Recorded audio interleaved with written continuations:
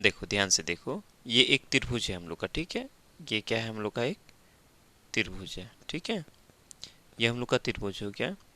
ये बिंदु है 4, 6, ये है 0, 4, ठीक है। और इस बिंदु का नाम है 5, 5। इस बिंदु का निर्देशांक ये, इस बिंदु का निर्देशांक ये, और इस बिंदु का निर्देशांक ये हो गया, ठीक है।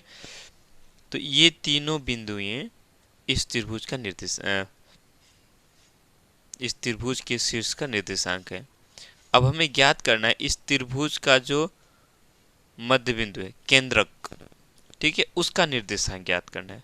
जिस तरह से प्रत्येक शीर्ष का अपना अपना निर्देशांक है, ठीक उसी तरह से इस केंद्रक का, ठीक है, त्रिभुज का जो केंद्रक होगा उसका भी एक निर्देशांक होगा। तो उसको हमें क्या करना है, ज्ञात करना है।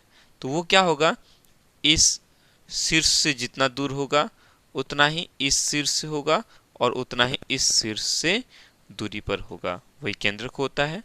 और केंद्रक हम लोग कैसे निकालते हैं, सिंपल सा तरीका, हम क्या करते हैं, तीनों शीर्षों के x को जोड़ देते हैं और जोड़ करके 3 से भाग दे देंगे। तो जो मिलेगा वो इस बिंदु का x निकलेगा।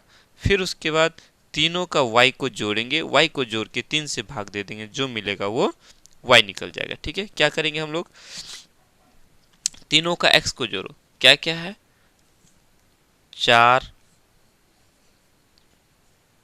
0 जोड़ 5, जोड़ करके हम क्या करेंगे, 3 से भाग दे देंगे, कितना मिलेगा, 5, 4, 9/3 हो गया। तो ये क्या हो गया, 3 हो गया। ये हमारा x हो गया, किसका x, इस केंद्रक का x मिल गया। जिस तरह से इस बिंदु में ये x 4 है, y 6 है, x 5 है, y 5 है, x 0 है, y 4 है ना।